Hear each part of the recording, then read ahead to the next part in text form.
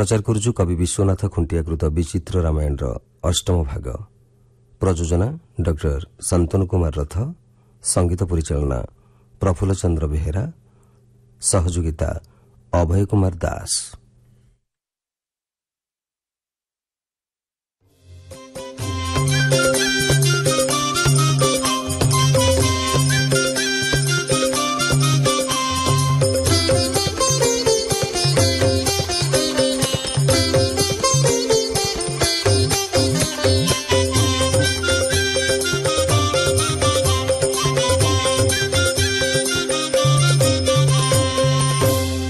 अयोध्या पहुंची ऋषि ऋष्यशृंग यज्ञ आरंभ करिसंती। सेही यज्ञ प्रभाव रे रानी माने गर्भधारण करिसंती एवं राम लक्ष्मण भरत शत्रुघ्न जन्म होइसंती। अयोध्या रे आनंद उत्सव पालन होइछि एवं धीरे धीरे बड़ हेई राम और भाई माने विद्या शिक्षा, शस्त्र विद्या इत्यादि शिक्षा करिसंती। एही समय रे दशरथंक राजसभा रे उपस्थित होइसंती ऋषि विश्वामित्र।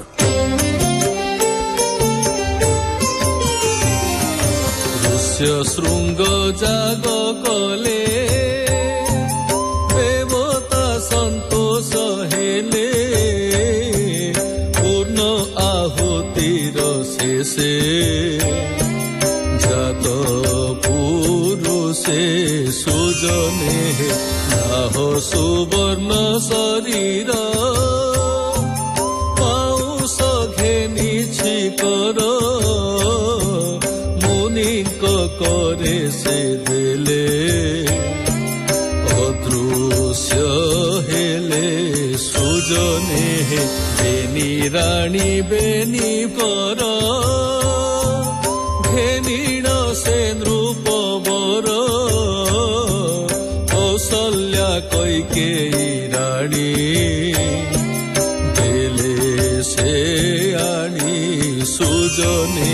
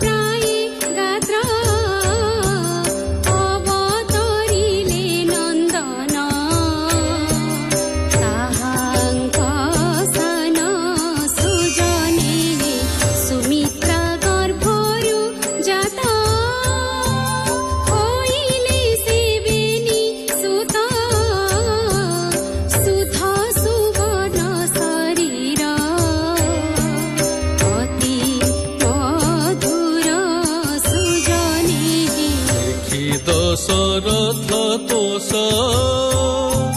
गाइले द्विज विशेष अश्व गजगावदान हिरण्य सुजने हेला हाट तुठ जुर नेले से तर नर देवता मानंतु तोष କରି ସନ୍ତୋଷ ସୁଜନେ କରାଇଲେ ନୃତ୍ୟ ଗୀତ ଉତ୍ସବ ହେଲା ବହୁତ ତୁମଦୁଭି ବାଜେ ସ୍ୱର୍ଗରେ ମରେ ସୁଜନେ କଲେ କନା ବିଚ୍ଛେଦନ ସୁଗନ୍ଧ କଲେ ଲେପନ କୁଷ୍ମ ଜଳରେ ଯେ ସ୍ନାନ କଲେ ବହନ ସୁଜନେ ଶ୍ରୀଅଙ୍ଗ ପୋଛି ବସନ କରାଇଲେ କ୍ଷୀର ପାନ ରତ୍ନ ଦୋଳି ପରେ ତୋଳି ସୁଆନ୍ତି ବଳି ସୁଜନେ ସେବଣ ରାମ ଚରଣ ସକଳ ଲୋକ ଶରଣ ସେ ପ୍ରଭୁ ଜନମ ଆସି ଭଣିଲେ ବିଶି ସୁଜନେ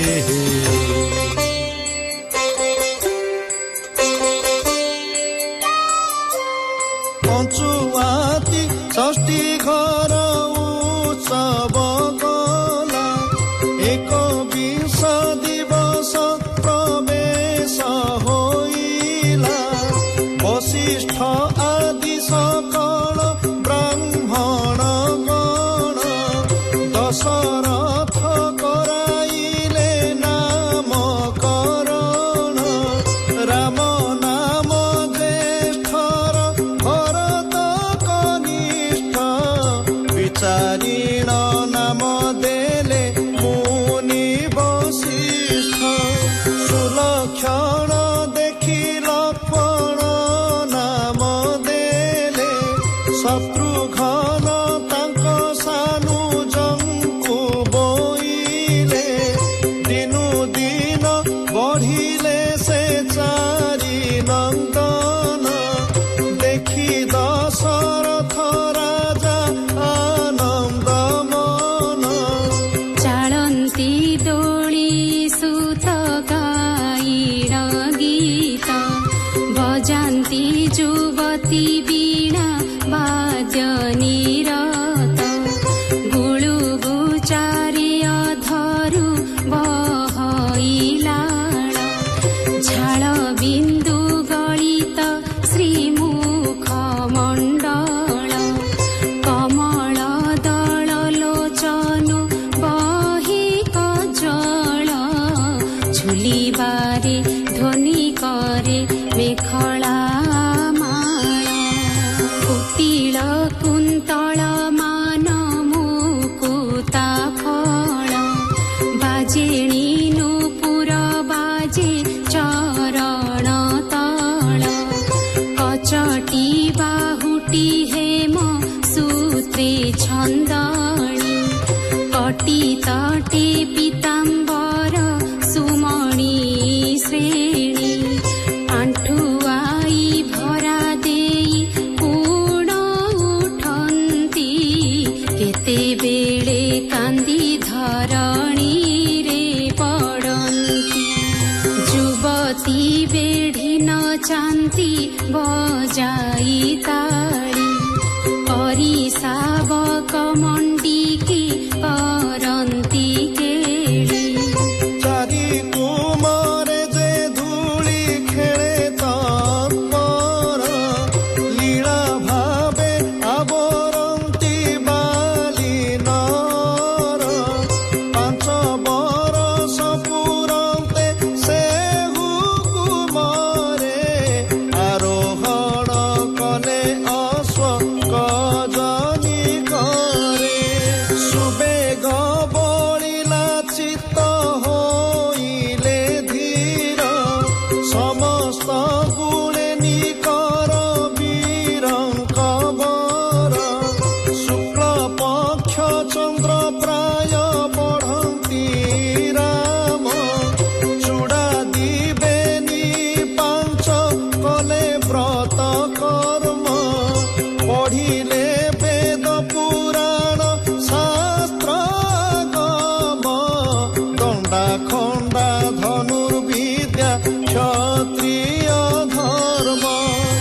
ବଶିଷ୍ଠଙ୍କ ଠାରୁ ଶିକ୍ଷା କଲେ ସକଳ ତପ୍ତ ଋତୁର ବିପ୍ରାୟ ତେଜ ପ୍ରବଳ ମୃଗୟା କରିଣ ମୃଗମାନ ମାରନ୍ତି ଶରଧା କରିଣ ମୃଗ ପତି ଧରନ୍ତି ଧରନ୍ତେ କରି ଯୁଥରୁ କରି ଶାବକ ମାରନ୍ତି ଶାର୍ଦୁଳ ଗଣ୍ଡା ଜୀବ ଅନେକ ଛୁଆ ସିଂହ ପ୍ରାୟ ଗତି ଦିଶେ ଲାବଣ୍ୟ ସପ୍ତମ ବରଷ ଆସି ହୁଏ ସମ୍ପୂର୍ଣ୍ଣ ନବତନୁ କିଶୋର ବୟସ ଶ୍ରୀରାମ ছবি দেখি মুরুছিত হুই কাম কাম শাস্ত্র পঠনরে বলিলা মন সুবেশ যুবতীরে নিচল নয়ন সঙ্গীতে শরধা চিত্ত শুণন্তি গীত বলে বিশি মনসিজ মনরু জাত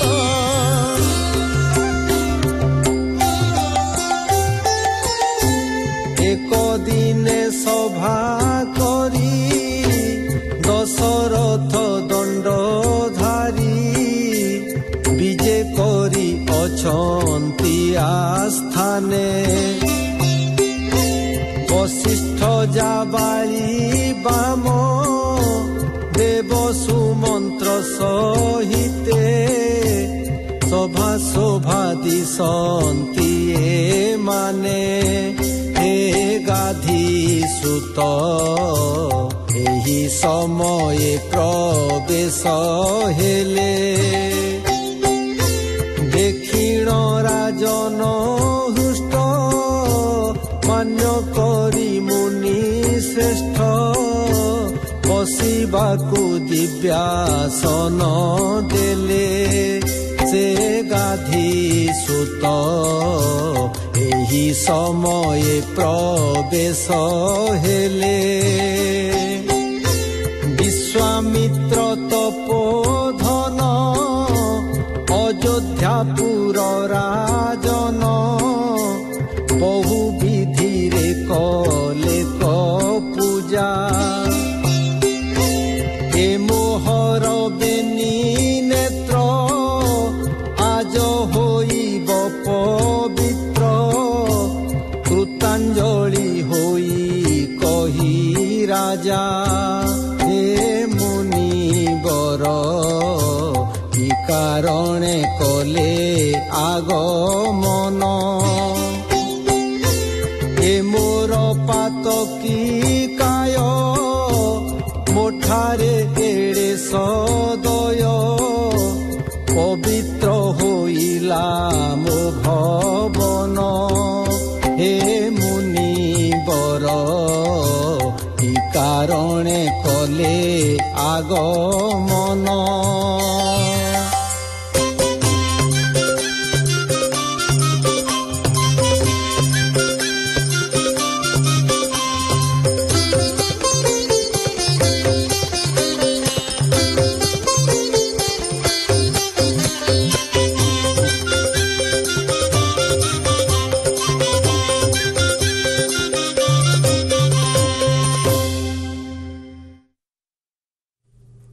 ଆପଣମାନେ ଶୁଣୁଥିଲେ କବି ବିଶ୍ୱନାଥ ଖୁଣ୍ଟିଆକୃତ ବିଚିତ୍ର ରାମାୟଣର ଅଷ୍ଟମ ଭାଗ। କଣ୍ଠଶିଳ୍ପୀମାନେ ଥିଲେ ବିନୋଦୀ ବିହାରୀ ପଣ୍ଡା, ମହାପାତ୍ର ବିନୋଦୀ ଭଞ୍ଜ, ବିଜୟ କୁମାର ଜେନା ଏବଂ ଦୁଃଖୀଶ୍ୟାମ ତ୍ରିପାଠୀ। ପ୍ରଯୋଜନା କରିଥିଲେ ଡକ୍ଟର ଶାନ୍ତନୁ କୁମାର ରଥ, ସଙ୍ଗୀତ ପରିଚାଳନା ପ୍ରଫୁଲ୍ଲ ଚନ୍ଦ୍ର ବେହେରା, ସହଯୋଗିତା ଅଭୟ କୁମାର ଦାସ।